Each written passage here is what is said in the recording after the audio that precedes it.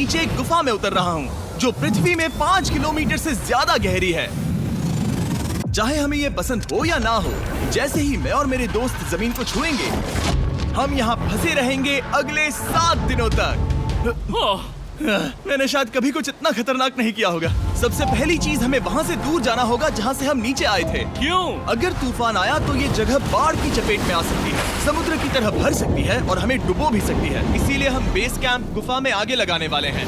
ये काफी अजीब है। यहाँ की दुनिया तो अलग है दोस्त। इस गुफा की एंट्रेंस भले ही सुंदर है, लेकिन दिखावट पर नहीं जाना चाहिए। हम सब ये जानते नहीं थे, लेकिन अगले 7 दिन हमारी जिंदगी का सबसे मुश्किल समय होने वाला था।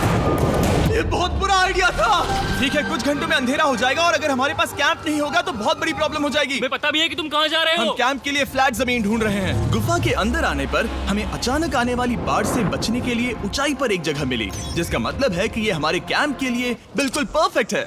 परफेक्ट गलत शब्द होगा। मैं इसे ठीक जगह कहूँ। कैंप के लिए अच्छा है। हमने पहले दिन का बाकी समय अपनी सप्लाईज को जुटाने में लगा दिया। इनमें हर बैग का वजन 36 किलो है। और जैसा कि आप फुटेज में देख सकते हैं, हमने लगभग 4 घंटे बिताए। इसे पार करना बहुत मुश्किल है।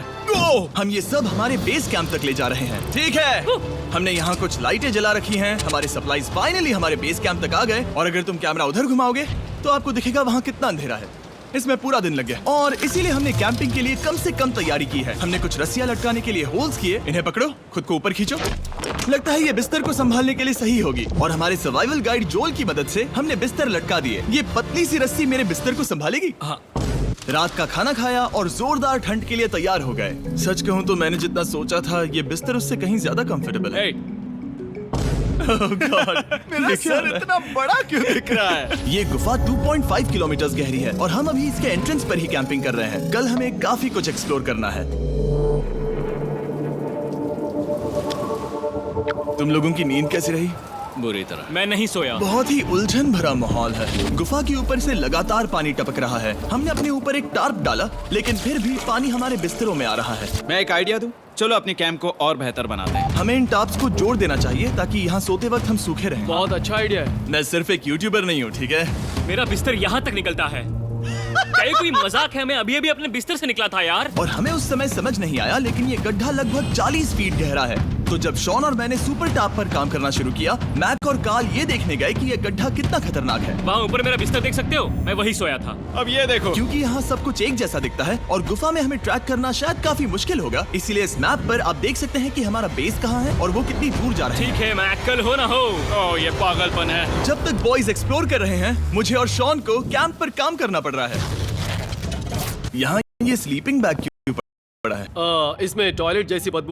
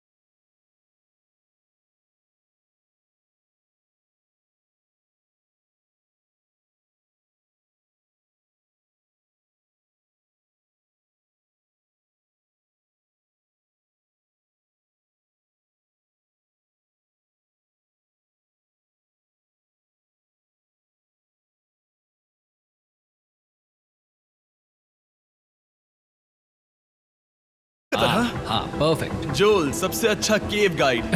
अब तक सब जिंदा हैं। ठीक है दोस्तों, तो यहाँ से चीजें दिलचस्प हो जाती हैं। क्या? ये क्या है?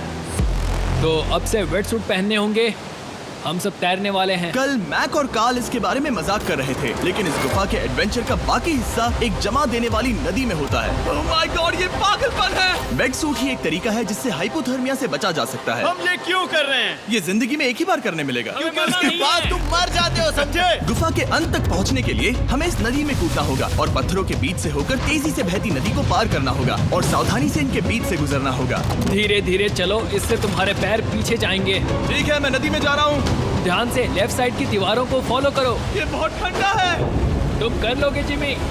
पता नहीं मैं फिर डूब पाऊंगा या नहीं। जिमी, मैं चाहता हूँ कि तुम पानी से बाहर निकलो। ओह माय गॉड, इसको करना पागलपन है। ये कितना ठंडा है। क्योंकि जब आप पूरी तरह से ठंडे पानी में डूबे होते हो तो पत्थरों को पकड़ना बेहद मुश्किल हो जाता है। ओह माय गॉड, ये तो पागलपन था। चलो, मुझे डर लग रहा है ब्रो। तुम कर सकते हो। जारी रखो। देखो ये कितना मुश्किल है। हालांकि ये बड़ा मुश्किल था, पर आगे आने वाली मुश्किलों के सामने ये कुछ नहीं। हमने कर दिया। बॉय, हम 10% काम पूरा कर चुके हैं, जिसका मतलब है कि ये बस एडवेंचर की शुरुआत है और अंत तक पहुंचने के लिए अभी 2 किलोमीटर बाकी है। जैसा कि तुम देख सकते हो, इस गुफा में 24 घंटे बारिश होती रहती है, इसलिए मैं हमारे लिए एक आरामदायक जगह बना रहा हूँ ताकि हम सूखे रहें। मुझे जानना है कि अगर मैं यहाँ नहीं होता तो ये सब कैसे बन पाता। मैं दावे के साथ कह सकता हूँ वो गीले पत्थर में ही सो जाता। हमें जल्दी चलना चाहिए क्योंकि अब हमारे शरीर गीले हो चुके हैं, इसलिए तापमान तेजी से गिरने वाला है। ये इतना मुश्किल क्यों है? सबसे बुरी बात यह है कि हम जितना इस तरफ आगे बढ़ रहे हैं, हमें उतना ही वापस अपने कैंप तक जाना होगा। हमारा अगला ऑब्स्टिकल पानी से बाहर हो सकता है, पर इसका मतलब ये नहीं कि वो आसान होगा। क्या ये मकड़ी का जाल है? पर यहाँ मकड़ी है ही नहीं। इसका मतलब वो हम पर हो सकती है। तुम्हारे ऊपर है। मुझे इनसे नफरत है। ये गुफा एक मिस्टर बीस्ट वीडियो की तरह है, जितना आगे बढ़ते हो उतना मुश्किल होता है। सच कहूँ तो अगर हमारे पास जोल नहीं होता तो मैं जिंदा नहीं होता। और 3 घंटे बाद जोल के पास हमारे लिए बुरी खबर थी। पानी बहुत ऊंचा है और हमने बहुत समय बर्बाद किया है। हमें आज के लिए वापस लौटना होगा और कैंप में जाना होगा। मैं असहमत हूँ। तुम सेफ्टी एक्सपर्ट से असहमत नहीं हो सकते। फिर भी मैं असहमत हूँ। जो भी हो, हमें इनकी बात माननी होगी। हमने फिल्म बनाने और फ्लेयर के साथ खेलने में बहुत समय बर्बाद कर दिया, इस हद तक कि हमें अभी रिस्टार्ट करना होगा और इस मिशन को कल फिर से शुरू करना होगा। शॉन, हम वापस आ गए। जब हम नहीं थे तब तुमने क्या किया? उम्मीद है कि अब कोई गीला नहीं होगा। मुझे नहीं पता था तुमने लाइट्स पैक हाँ, की। ये शानदार है ना? अफसोस है कि आज हम सिर्फ 20% गुफा ही पार कर पाए, लेकिन भरोसा रखना कि हम किसी न किसी तरह आखिर तक जरूर पहुंचेंगे। मुझे नहीं लगता। ऐसा कभी नहीं होगा। हम चौथे दिन आराम कर सकते हैं और फिर 5वें दिन गुफा के अंत तक जाने की कोशिश करेंगे और देखेंगे वहाँ क्या है। तीसरा दिन बहुत मजेदार था। मैं आपसे कल मिलता हूँ। हमारी तीसरी और बुरी रात के बाद अगली सुबह हमारे दिमाग में बस एक ही चीज थी। एक गर्म शावर मिल जाए तो अभी मेरी जान बच सकती है। हाँ, शावर लेना सच में शानदार